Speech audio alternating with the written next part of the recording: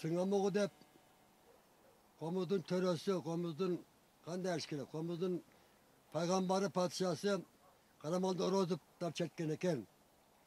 Bizim o kişini görmeye kaldık. Nanimeden okup patipondan amına yürüyöndük. Buna ulan çetken zangı yaş kızlar, yaş baldar bilmeyim kanday eken.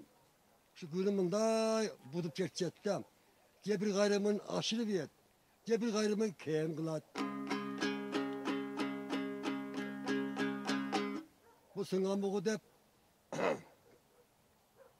şöyle ama bizim tuğanlar bugün menen sarmak işteyip çalışıp gidip bir zamanda. Şunda bağıl buğular gövrek yigitlerdi öldürüp koyarken. Şu an tavışpay bağım ne hemen Kırgızlar kan öçel hafız degendeyim. Şunda bir komşu ben bana indi ettir bana dön oturganda. Ha bar ettirim o sakallar. Balık döngden çıkıp şu gün çetken eken. O şu bağıl sarmak işinin ayrına karap durup.